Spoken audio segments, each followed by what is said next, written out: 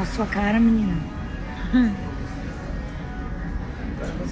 Deixa eu botar um filter pra nós aqui, ó. Acho que... Nossa! Não tem filtro. Tem, menina, lá. A Paulinha vai me ajudar a fazer a leitura hoje, gente. Nós estamos aqui, ó, na conexão. Inclusive, não sei, vai começar agora o nosso voo. Nós estamos na conexão para Las Vegas. É bom ler o livro aqui, porque acontece em Vegas. Eu li o Tempo e a Eternidade, alguém sabe me dizer? Parou no 7. De qualquer forma, eu vou ler o Tempo e a Eternidade, tá? Vamos lá, número 1. Deus, em seu conhecimento, não está esperando, mas seu reino fica destituído enquanto tu esperas. Todos os filhos de Deus estão esperando pelo teu retorno, assim como estás esperando pelo deles. O atraso não importa na eternidade, mas é trágico no tempo. Tens optado por estar no tempo ao invés de estar na eternidade. E por conseguinte acreditas que estás no tempo. Porém, a tua opção tanto é livre quanto pode ser alterada. Tu não pertences ao tempo. O teu lugar é só na eternidade, onde o próprio Deus te colocou para sempre. Os sentimentos de culpa são os preservadores do tempo. Eles induzem aos medos da retaliação ou abandono e assim garante que o futuro será como o passado. Essa é a continuidade do ego. Isso dá ao ego um senso falso de segurança, porque acreditas que não podes escapar disso, mas podes e tens que fazê-lo. Deus te oferece em troca a continuidade da eternidade. Quando escolhes fazer essa troca, simultaneamente trocarás culpa por alegria, perversividade por amor e dor por paz. Meu papel é apenas desacorrentar a tua vontade e libertá-la. Teu ego não pode aceitar essa liberdade e vai se opor a ela em todos os momentos possíveis e todos os modos possíveis. E como tu és, aquele que o fez reconhece e que ele pode fazer porque lhe detens o poder de fazer. Lembra-te sempre do reino e lembra-te que tu que és parte do reino não podes estar perdido. A mentes que estava em mim estás em ti, pois Deus cria com perfeita equidade. Permite que o Espírito Santo sempre te lembre da sua equidade e deixa que eu te ensine como compartilhar com os teus irmãos. De que outro modo pode ter se dado a chance de reivindicá-la para ti? As duas vozes falam em nome de diferentes interpretações da mesma coisa simultaneamente, ou quase simultaneamente, pois o ego sempre fala primeiro. Interpretações alternadas eram desnecessárias até que foi feita a primeira. O ego fala em julgamento e o Espírito Santo reverte essa decisão, quase do mesmo modo que um tribunal superior tem o poder de reverter as decisões de um tribunal inferior nesse mundo. As decisões do ego estão sempre erradas, porque são baseadas no erro e são tomadas para manter. Nada do que o ego percebe é corretamente interpretado, só o ego cita as escrituras em função do seu propósito, como até mesmo interpreta as escrituras como uma testemunha de si mesmo. A Bíblia é algo amedrontador no julgamento do ego. Percebendo-o como assustador, ele a interpreta do modo amedrontador. Estando com medo, que não apelas para o tribunal superior, porque acreditas que o seu julgamento também será contra ti. Existem muitos exemplos de como a interpretação de ego são enganadoras e alguns poucos são suficientes para mostrar como o Espírito pode interpretar a sua própria luz. Aquilo que o homem semear, isso também ceifará. Ele interpreta significando que o que consideras que vale a pena cultivar, vai cultivar em ti mesmo. O teu julgamento acerca do que tem valor, faz com que tenha valor para ti. Tem família? Tem. Era bom, hein? Está na minha mochila. A mim pertence a vingança, diz o Senhor. Pode ser confio. É facilmente interpretado se te lembrares de que as ideias só aumentam quando são compartilhadas. A declaração enfatiza que a vingança não pode ser compartilhada. Entrega então ao Espírito Santo que vai desfazê-lo em ti, porque ele não pertence à tua mente, que é a parte de Deus. e visita a iniquidade.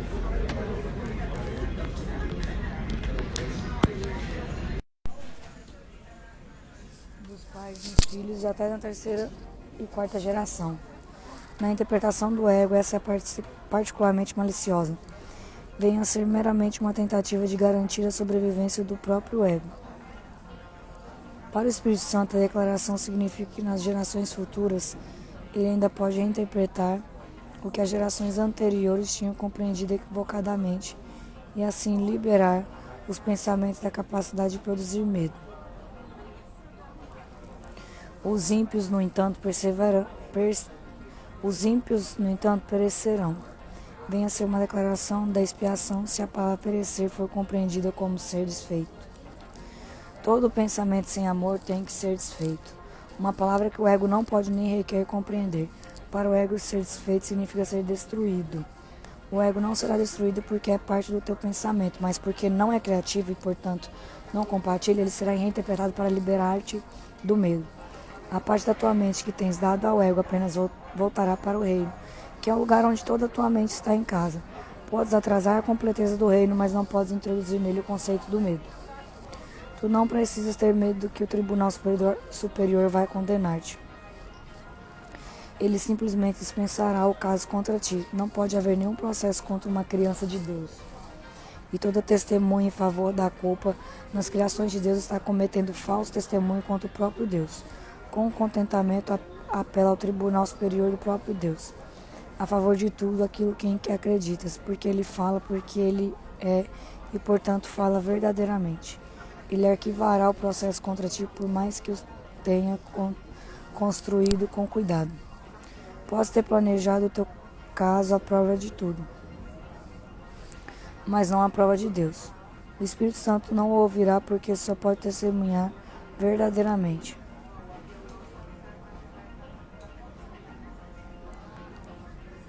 Seu veredito sempre será teu, é o reino, porque ele te fala dado para lembrar-te do que tu és. Eu vou tirar os comentários só aqui, gente, até eu ler, tá? Quando eu disse eu vim como uma luz para o mundo, quis dizer que vim para compartilhar a luz contigo. Lembra-te da minha referência ao vídeo escuro do ego e lembra-te também de que eu disse, não olhes para mim, não olhes para lá. Ainda é verdadeiro que aonde olhes para achar a ti mesmo, cabe a ti decidir. A tua paciência com teu irmão é a tua paciência contigo mesmo. Uma criança de Deus não merece paciência?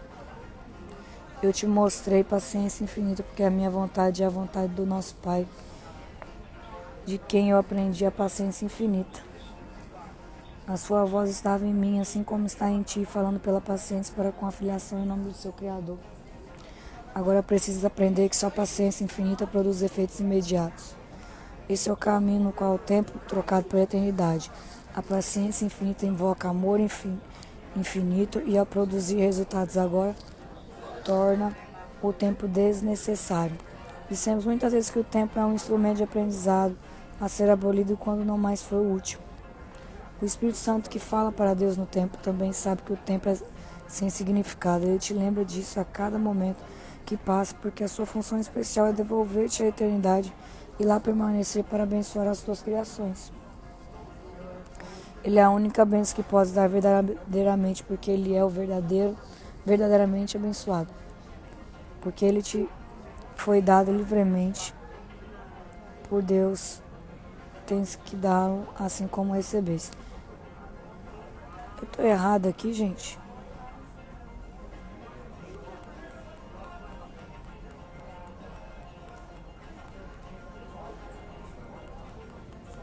Não, acho que eu tô certa. Vamos lá para encerrar isso. A decisão a favor de Deus. Tu realmente acreditas que podes fazer uma voz capaz de abafar a voz de Deus? Realmente acreditas que pode imaginar um sistema de pensamento que possa separar-te dele? Realmente acreditas que és capaz de planejar a tua segurança e a tua felicidade melhor do que ele? Tu não precisa ser nem cuidadoso nem descuidado, precisa simplesmente lançar sobre ele os teus cuidados. Porque ele tem cuidado por ti. Deus cuida de ti porque te ama. Sua voz lembra-te sempre de que toda a esperança é tua devido a seu cuidado. Tu não podes escolher escapar de seu cuidado porque não é essa a sua vontade, mas podes escolher aceitar o seu cuidado e usar o poder infinito do seu cuidado a favor de todos aqueles que ele criou através dele. Existiram muitos que curaram, mas não curaram a si mesmos. Não moveram montanhas pela sua fé porque sua fé não era íntegra. Alguns curaram os doentes algumas vezes, mas não ressuscitaram os mortos. A não ser que o curador cure a si mesmo, não pode acreditar que não há ordens de dificuldades e milagres. Olha, pega uma água para mim, por favor. Água?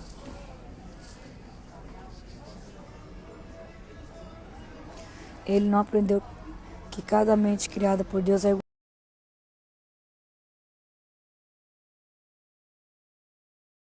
que devolva a mente a Deus, tal como Ele a criou. Ele só te pede o que te deu, sabendo que essa doação vai curar-te. A sanidade é a integridade.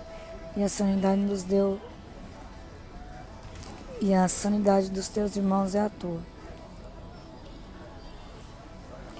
Porque deverias escutar os incessantes chamados insanos que pensas que te são dirigidos, quando podes saber que a voz daqueles que falam por Deus está em ti.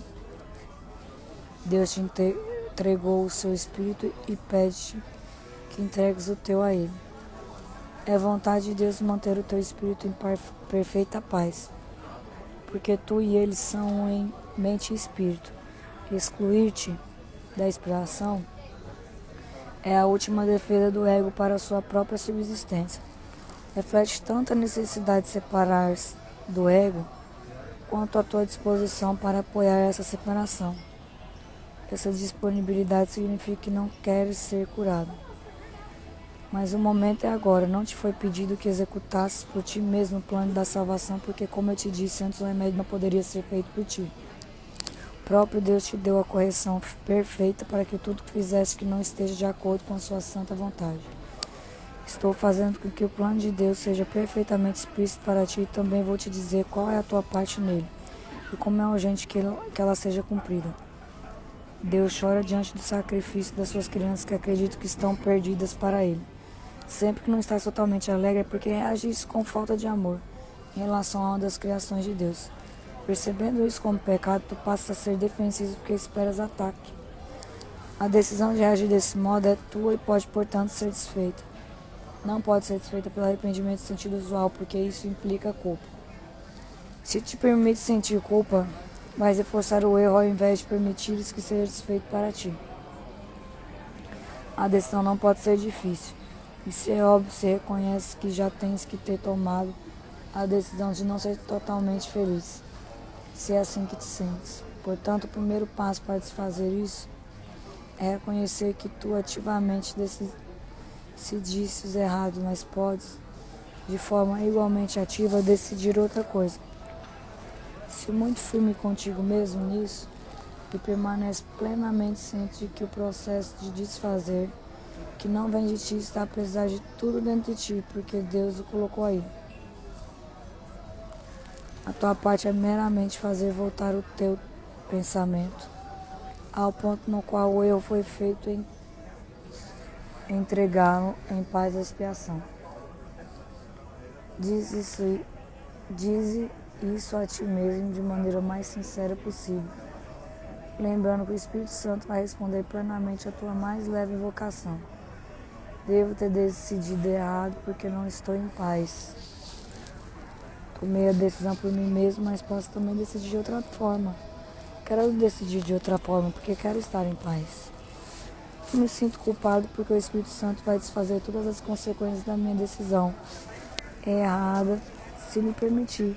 Escolho permitir-lhe, deixando que ele decida a favor de Deus por mim. Encerramos o capítulo 5.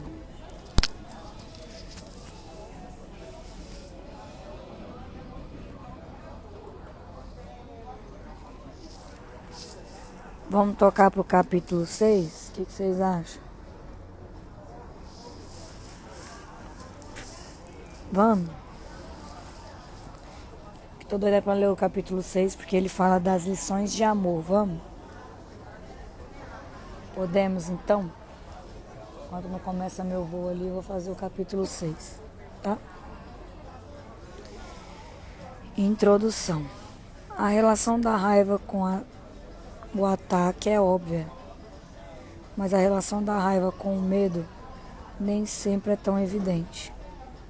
A raiva sempre envolve a projeção da separação que deve ser, em última instância, aceita como responsabilidade da própria pessoa em vez de ser imputada aos outros.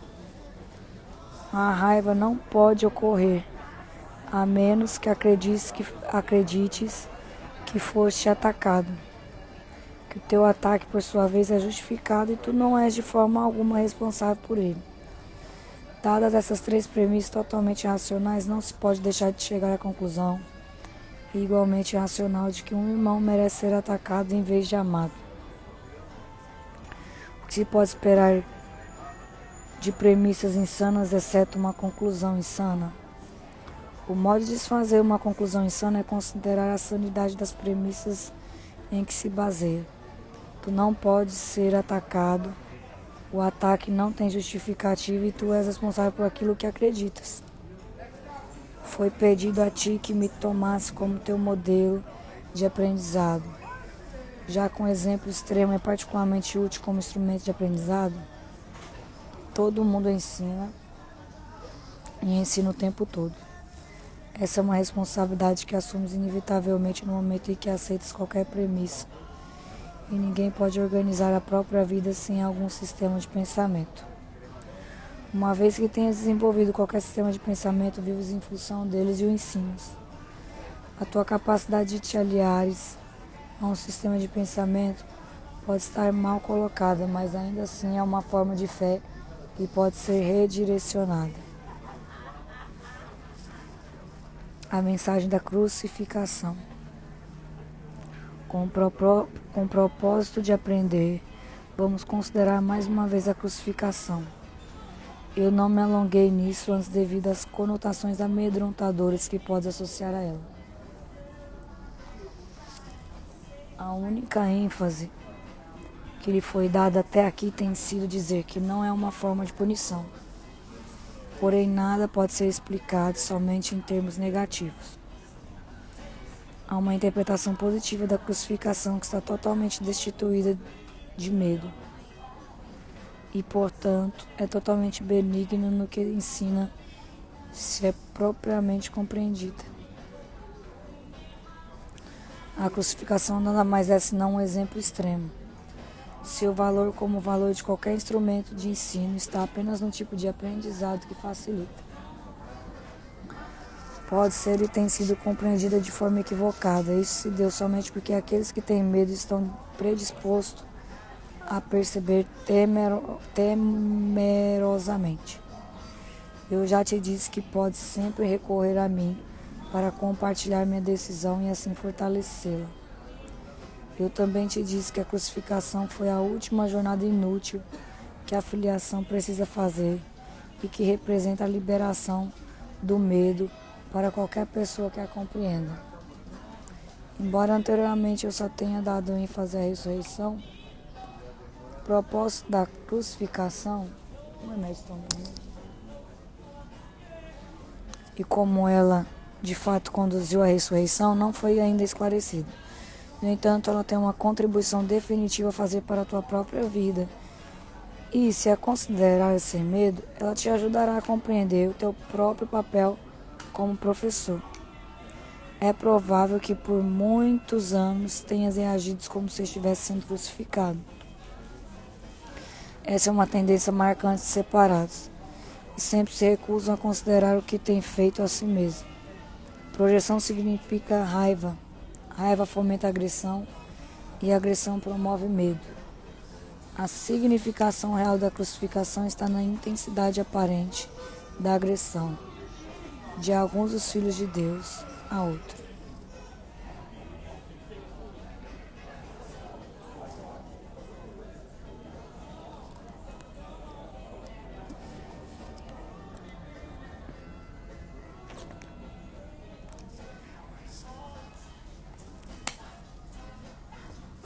Isso é claro, é impossível e tem que ser inteiramente compreendido como impossível. De outro modo, eu não posso servir como um modelo para aprendizado. A agressão, em última instância, só pode ser feita ao corpo. Não há muita dúvida de que um corpo pode agredir um outro e pode até mesmo destruí-lo, mas se a própria destruição é impossível, qualquer coisa que seja destrutível não pode ser real. Sua destruição, portanto, não justifica a raiva. Na medida em que acreditas que justifica, estás aceitando falsas premissas e ensinando-as aos outros.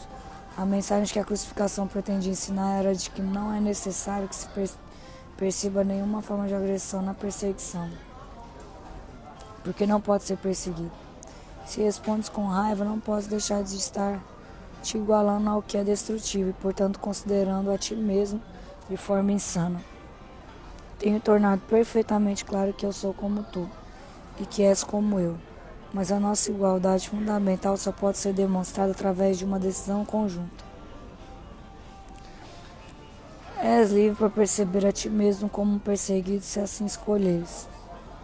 Contudo, quando escolhes agir desse modo, poderias te lembrar de que, segundo o julgamento do mundo, eu fui perseguido e não compartilhei dessa avaliação de mim mesmo.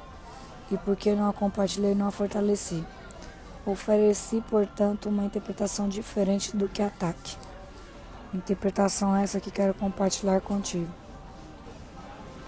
Se acreditares nela, vais me ajudar a ensiná-la. Como eu já disse, aprender.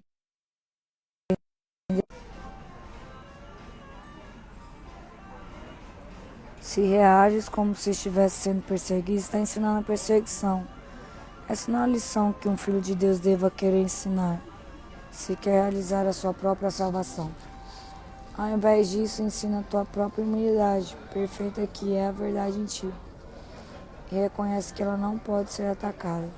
Não tentes protegê-la tu mesmo, pois estarás acreditando que ela é atacável.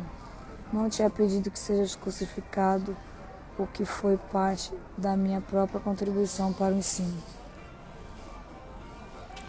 A ti está sendo pedido meramente que sigas o meu exemplo, diante de tentações muito menos extremas de perceber de forma equivocada e que não as aceites como falsas justificativas para a raiva. Não pode haver justificativa para o injustificado. Não acredites que haja nem ensines que há. Lembra-te sempre de que aquilo em que acreditas tu os ensinarás.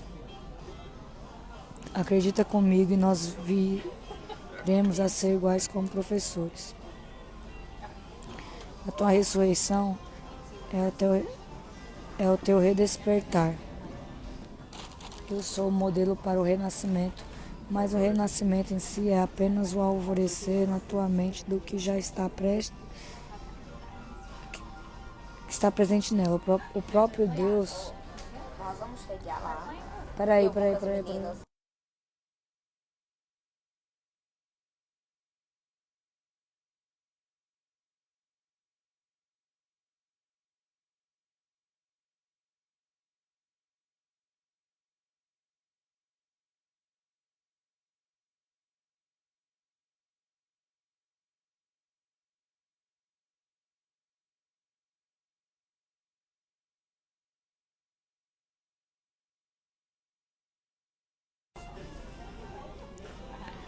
O próprio Deus o colocou aí e, portanto, ele é verdadeiro para sempre.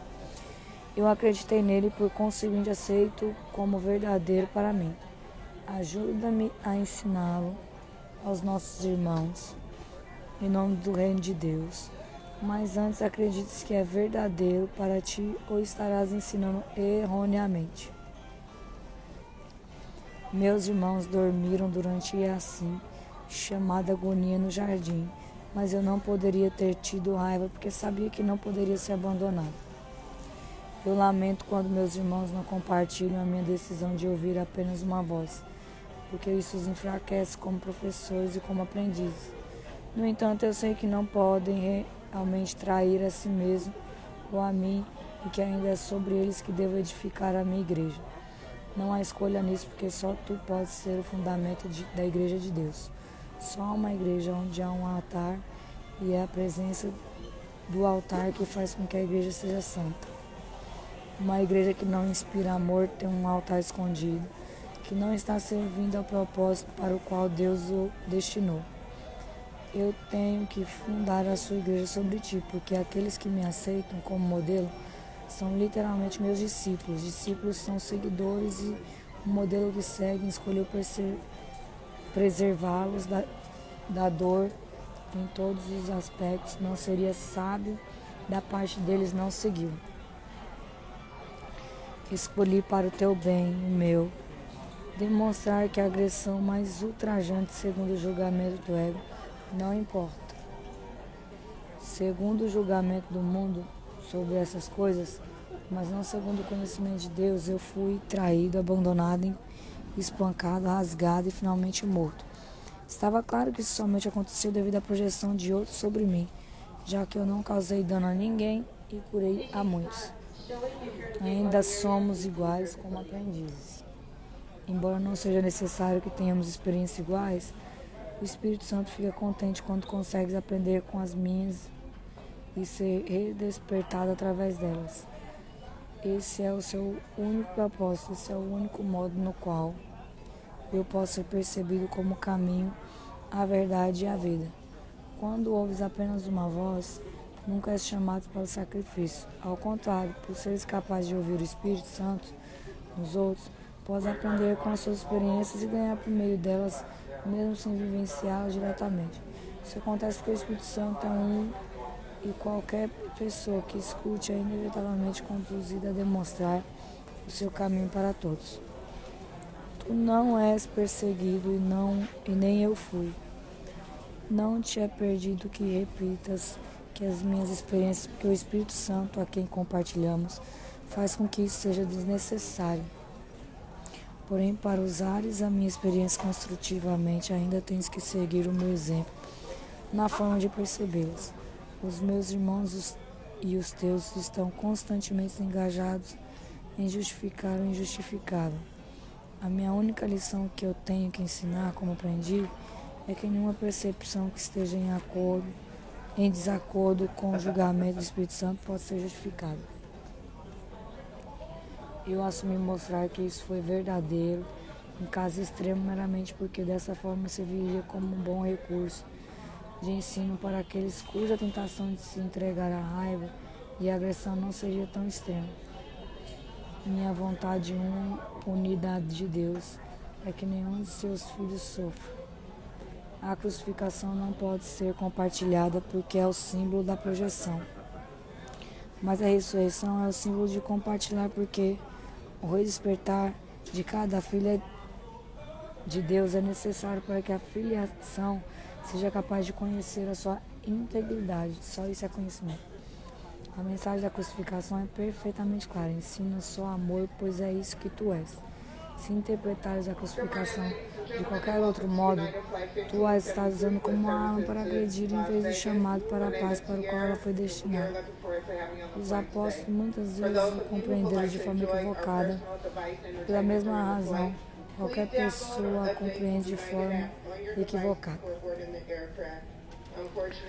Como o próprio amor que tinham era imperfeito, isso fez com que fossem vulneráveis à projeção, e em função de seu próprio medo, falaram da ira de Deus como sua arma de retaliação, e nem poderiam falar de crucificação inteiramente sem raiva, porque seu senso de culpa tinha os tornados raivosos. Esses são alguns dos exemplos de pensamento invertido no Novo Testamento, embora seu evangelho seja realmente só a mensagem do amor. Se os apóstolos não tivessem se sentido culpados, nunca poderiam ter me citado como se eu tivesse dito: não vim trazer paz, mas uma espada. Isso é claramente o oposto de tudo que eu ensinei. Nem poderias ter escrito as minhas reações às como fizeram, se eu tivesse realmente me compreendido. Eu não poderia ter dito como um beijo traz os filhos do homem, a não ser que eu acreditasse em traição. Toda a mensagem da crucificação era simplesmente que eu não acreditava na punição que se diz Eu invoquei para Judas, é outro equívoco similar.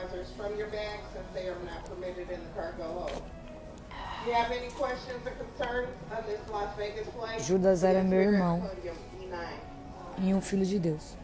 Então, parte da filiação quanto eu mesmo. Seria provável que eu tivesse condenado quando estava pronto para demonstrar que a condenação é impossível? Quando ler os ensinamentos dos apóstolos, lembra-te de que eu próprio lhes disse que havia muita coisa que iriam compreender mais tarde, porque não estavam totalmente prontos para me seguir naquela ocasião. Eu não quero que permitas que qualquer medo entre no sistema de pensamento rumo ao qual eu estou te guiando. Não estou chamando mártires, mas professores. Ninguém é punido por pecadores e os filhos de Deus não são pecadores. Qualquer conceito de punição envolve a projeção da acusação e reforça a ideia de que a acusação é justificada. O resultado é uma lição de acusação, pois todo comportamento ensina as crenças que o motivam. A crucificação foi o resultado de sistemas de pensamento claramente opostos, símbolo perfeito do conflito entre o ego e o Filho de Deus. Esse conflito parece ser agora tão real quanto antes e suas lições têm que ser aprendidas agora, assim como naquele tempo. Eu não preciso de gratidão, mas tu precisas desenvolver a tua capacidade enfraquecida de ser grato, ou não podes apreciar o Deus. Ele não precisa da tua apreciação, mas tu sim. Não podes amar o que não aprecias, pois o medo faz com que a apreciação seja impossível. Quando tem medo do que tu és, não aprecias e, portanto, irás rejeitá-lo. Como resultado, vais ensinar a rejeição. O poder dos filhos de Deus está presente todo o tempo porque foram criados como criadores. A influência de uns sobre os outros é sem limites, tem que ser usada para a sua salvação conjunta. Cada um tem que aprender a ensinar que todas as formas de rejeição são sem significado. A separação é a noção da rejeição, enquanto ensinares isso, acreditarás nisso. Não é assim que Deus pensa e tu tens que pensar como Ele se queres conhecê-lo outra vez. Lembra-te de que o Espírito Santo é o elo de comunicação entre Deus Pai e seus filhos separados. Se escutares a tua voz, saberás que não podes ferir nem ser ferido e que muitos precisam da tua bênção para ajudá-los a ouvir isso por si mesmo. Quando perceberes essa única necessidade neles e não responderes a nenhuma outra e terás aprendido comigo e estarás tão ansioso para compartilhar o teu aprendizado quanto eu estou.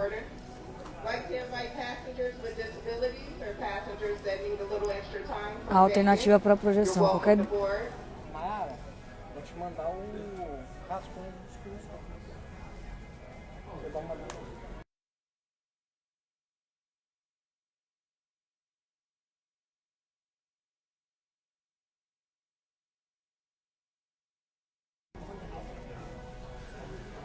Qualquer divisão na mente envolve necessariamente a rejeição de alguma parte dela, e essa é a crença na separação.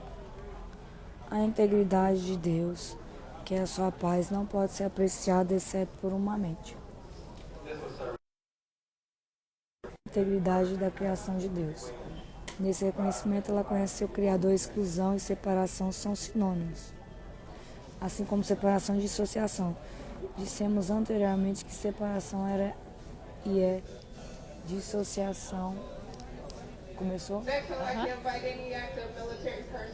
entrar na fila então? Vamos deixar só entrar o primeiro grupo, a gente já... Tá. A gente é o segundo? É. E uma vez que ocorre, a sua principal defesa ou dispositivo que a mantém é a projeção. A razão disso, porém, pode não ser tão óbvia quanto pensas. O que tu projetas, desaproprias e, portanto, não acreditas que seja teu. Tu os estás excluindo por te julgares diferente daquele sobre o qual projetas, já que também julgares contra o que projetas. Continuas atacando porque continuas a mantê-lo separado. Fazendo isso inconscientemente, tentas manter o fato de que atacaste a ti mesmo fora da tua consciência, assim imaginas ter te posto a salvo. Entretanto, a projeção sempre vai ferir-te. Ela reforça a tua crença em tua própria mente dividida e seu único propósito é manter a separação. É apenas um instrumento do ego para fazer com que sintas diferente dos teus irmãos e separado deles. O ego justifica isso alegando que faz com que te sintas melhor do que eles, assim obscurecendo ainda mais a tua igualdade em relação a eles. Projeção e ataque estão inevitavelmente relacionados porque a projeção é sempre um meio de justificar o ataque. Raiva sem projeção é impossível. O ego usa a projeção só para destruir a tua percepção, tanto de ti próprio quanto dos teus irmãos. O processo começa com a exclusão de algo que existe em ti, mas que não queres, e te conduz diretamente à exclusão dos teus irmãos. Nós aprendemos, no entanto, que há uma alternativa para a projeção. Cada capacidade do ego é passível de melhor uso porque suas capacidades são dirigidas pela mente, que tem uma voz melhor. O Espírito Santo estende, o ego projeta. Como as suas metas são opostas, assim também é o resultado. Só um minuto, gente. And border group 1 down the blue lane, marked 1. Welcome aboard for Las Vegas here at E9.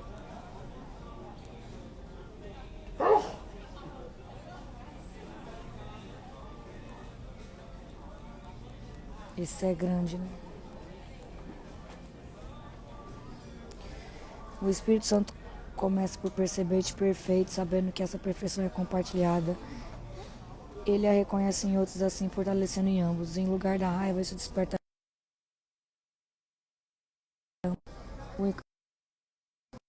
Havendo a igualdade, o Espírito Santo percebe necessidades iguais. Isso automaticamente convida à expiação, uma vez que a expiação é a única necessidade nesse mundo que é universal. Perceber a ti mesmo desse modo é o único modo pelo qual podes achar facilidade no mundo. Isso é assim porque é o reconhecimento de que não estás nesse mundo, pois o mundo é infeliz. De que outra maneira podes achar alegria em um local sem alegria, exceto reconhecendo que não é lá que estás. Não podes estar em lugar algum, a menos que Deus tenha te posto lá, pois Deus te criou como parte dele. Isso inclui o que tu és e onde estás. Isso é completamente inalterável. Isso é incluso total. Tu não podes mudar isso, nem agora e nem nunca. Isso é para sempre, verdadeiro. Não uma crença, mas um fato. Qualquer coisa criada por Deus é tão verdadeira quanto Ele.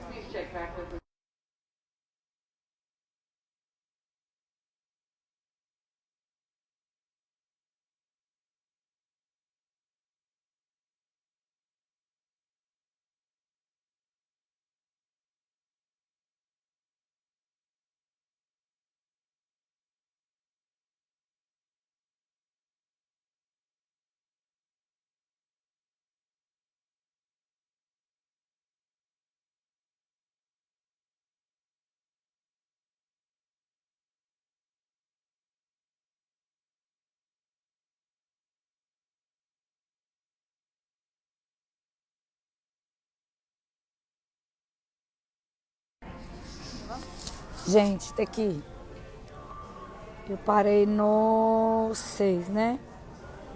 Agora eu volto, tá? Beijos.